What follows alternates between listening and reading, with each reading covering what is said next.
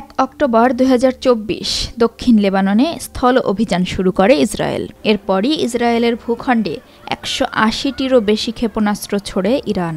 অন্যদিকে ইসরায়েল আকাশপথে হামলা করে সিরিয়া ও ইয়েমেনেও। ইসরায়েলের সমর্থনে ইয়েমেনের সশস্ত্র গোষ্ঠী হুতিদের লক্ষ্য করে হামলা চালিয়েছে যুক্তরাষ্ট্র। আর সেই সাথে পুরো ১ বছর ধরে চলমান গাজা যুদ্ধ তো রয়েছেই। ফলে পুরো মধ্যপ্রাচ্যে সর্বাত্মক আঞ্চলিক সংঘাতের যে আশঙ্কা ছিল তা যেন বাস্তব হয়ে উঠছে দিন দিন। এখন বিরোধ কেন বেড়েছে, পরবর্তীতে কি ঘটতে পারে এবং সংঘাত আরও ছড়িয়ে পড়ার হুমকি বা বিপদ কতখানি তা জানতে ব্রিটিশ সংবাদ মাধ্যম বিবিসি কথা বলেছে ১০ জন বিশেষজ্ঞের সাথে।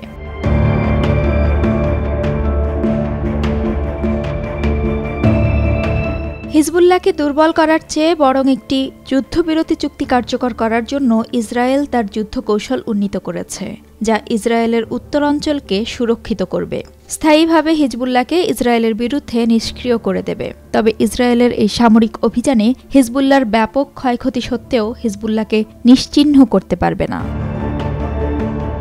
কোনো দেশের সরকারি বক্তব্য এবং যুদ্ধক্ষেত্রে তার বাহিনী কি করবে তা বোঝা কঠিন। ইসরায়েল যা বলছে তা হলো উত্তর ইসরায়েলের বেসামরিক নাগরিকদের রক্ষা করার জন্য তাদের উপর হুমকিস্বরূপ হিজবুল্লাহ অপসারণ। কেননা গত ৭ অক্টোবর থেকে হামাসের সমর্থনে হিজবুল্লাহ যে রকেট বর্ষণ শুরু করে সেখান থেকে ইসরায়েলিরা বাস্তুচ্যুত হন।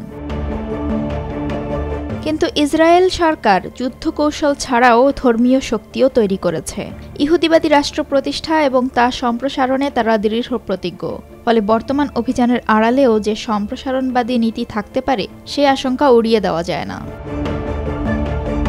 ইসরায়েল চাইবে লেবানিজ রাষ্ট্র হিজবুল্লাহর ওপর আবার কর্তৃত্ব স্থাপন করুক, যা আমাকে ১৯৮২ সালে লেবাননে ফিলিস্তিনি লিবারেশন অর্গানাইজেশনের বিরুদ্ধে ইসরায়েলের স্থল যুদ্ধের কথা মনে করিয়ে দেয়, যার ফলাফল লেবাননের সীমান্তের কাছে বসবাসকারী ইসরায়েলি নাগরিকদের জন্য দীর্ঘমেয়াদে খুব একটা ভালো হয়নি। ফলে এখন ইসরায়েলকে পরিস্থিতি শান্ত করার স্বল্পমেয়াদী লাভের দিকে মনোনিবেশ করতে হবে, যাতে উত্তর ইসরায়েলের বাস্তুচ্যুত ৬০,০০০ বাসিন্দা তাদের বাড়িতে ফিরে যেতে পারে।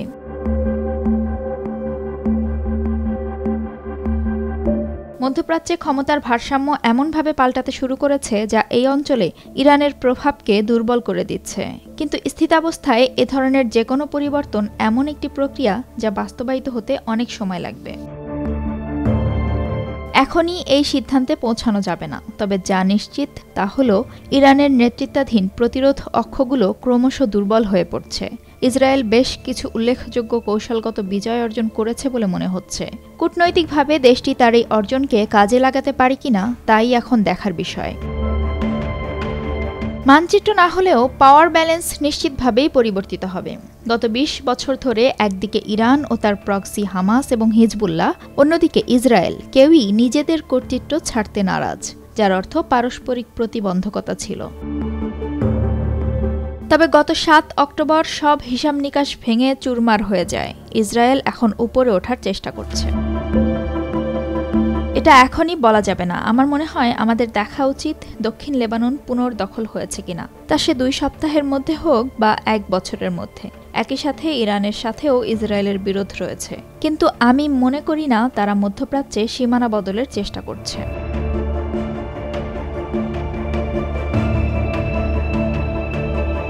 স্পষ্টভাবেই হামাস এবং হিজবুল্লাহ ইরানের কার্যকর প্রতিরোধক হিসেবে ব্যর্থ হয়েছে।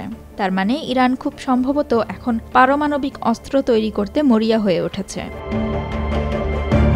যেহেতু ইরানে ইসরায়েলি গোয়েন্দাদের বেশ ভালো সংযোগ রয়েছে, ইরান যদি পারমাণবিক অস্ত্র তৈরি শুরু করে তা টের পেতে ইসরায়েলের সময় লাগবে না। ইরান এ ব্যাপারে এগিয়ে গেলে তার পরিণতি হবে ভয়াবহ। কেননা বর্তমান পরিস্থিতিতে ইরানের প্রচলিত সামরিক সক্ষমতা ইসরায়েলের তুলনায় একটি রসিকতাই বটে। দেশটি মিলিশিয়াদের মতো অপ্রচলিত উপায়ের উপর নির্ভর করেছে, যা যুদ্ধে খুব কমই কাজে আসছে বলে ইতোমধ্যেই প্রমাণিত। তবে ইরানের পারমাণবিক উচ্চাকাঙ্ক্ষা সুস্পষ্ট, যা ইসরায়েলের জন্য উদ্বেগের বিষয়। আয়াতুল্লাহ আলী খামেনির জন্য সবচেয়ে পুরনো এবং মূল দাবি হচ্ছে ইসরায়েলকে ধ্বংস করার প্রকল্প।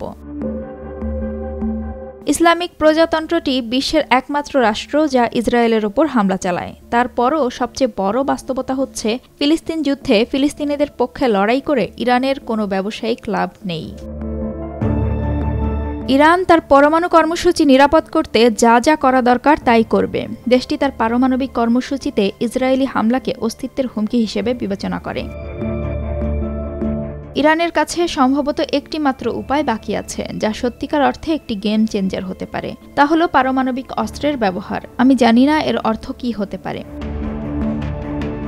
হয়তো তাদের এরই মধ্যে সেই সক্ষমতা রয়েছে এবং তারা কোথাও, যেমন মরুভূমিতে, পারমাণবিক পরীক্ষা চালিয়ে তা প্রদর্শন করতে পারে।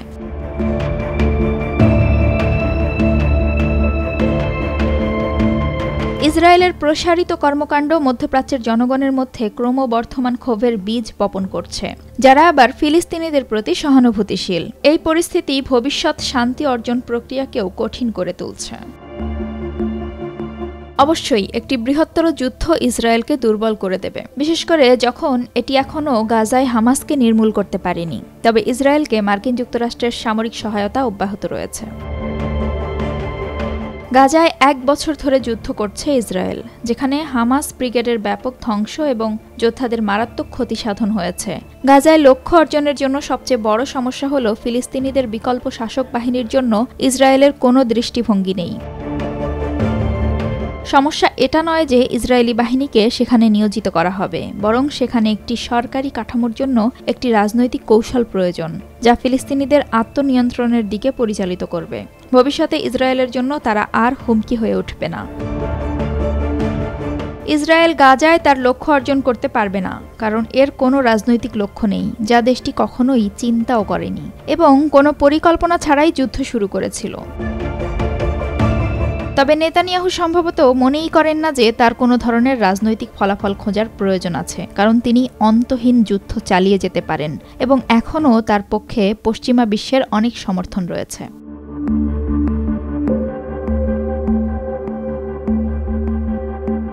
যে কোনো আমেরিকান প্রেসিডেন্ট চাইলে বেনিয়ামিন নেতানিয়াহুর ওপর প্রভাব বিস্তার করতে পারেন, কিন্তু তারা কেউই এটাকে লাভজনক ভাবেননি।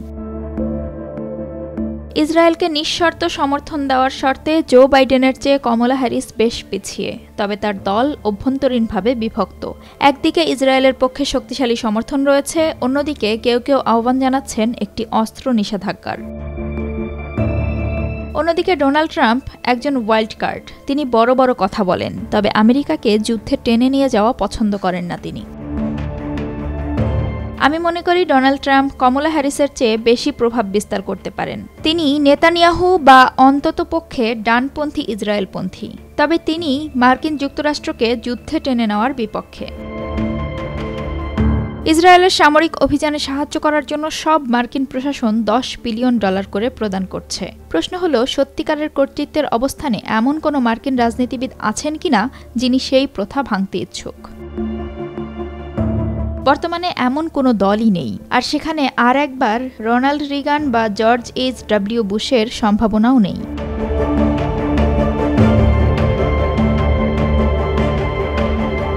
প্রতিবার ক্ষেপণাস্ত্র নিক্ষেপ বা বিমান হামলা চালানোর সাথে সাথে তা আরও কঠিন হয়ে ওঠে।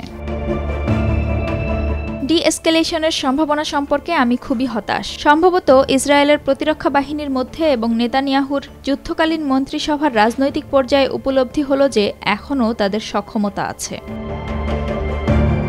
যুদ্ধে যখন এক পক্ষ বিশ্বাস করে যে তার প্রতিপক্ষের বিরুদ্ধে যথেষ্ট সক্ষমতা আছে, তখন সে যুদ্ধক্ষেত্র ছেড়ে দিতে চায় না, কারণ সে তার শত্রুর উপর চাপ অব্যাহত রাখতে পারেন। এই সংঘাতে জড়িয়ে কারোর পক্ষে সামরিকভাবে জয়ী হওয়া সম্ভব হবে না। শেষ পর্যন্ত কূটনীতি স্থিতিশীলতার একমাত্র উপায়। দুটি সুস্পষ্ট অফ র্যাম্প আছে। প্রথমটি হলো ইসরায়েলের জন্য গাজায় একটি যুদ্ধবিরতি মেনে নেওয়া, যা চুক্তি অনুযায়ী সীমানায় সেনাবাহিনীকে ফিরিয়ে আনবে, যাতে মানবিক সহায়তা স্থানান্তর হতে পারে এবং নতুন একটি ফিলিস্তিনি শাসক কর্তৃপক্ষের অবতারণা হয়, যা ইসরায়েলি বা আমেরিকানদের পরিবর্তে ফিলিস্তিনিরা বেছে নেবে। দ্বিতীয়টি হল লেবাননে যুদ্ধবিরতি, যা হিজবুল্লাহ ইসরায়েলের পাল্টাপাল্টি হামলা এবং স্থল আক্রমণ বন্ধ করবে। আমি মনে করি না নেতানিয়াহু অফ র্যাম্প খুঁজছেন, তবে একটি সম্ভাব্য অফ র্যাম্প হবে যদি ইরানের কাছ থেকে বড় ছাড় পাওয়া যায়।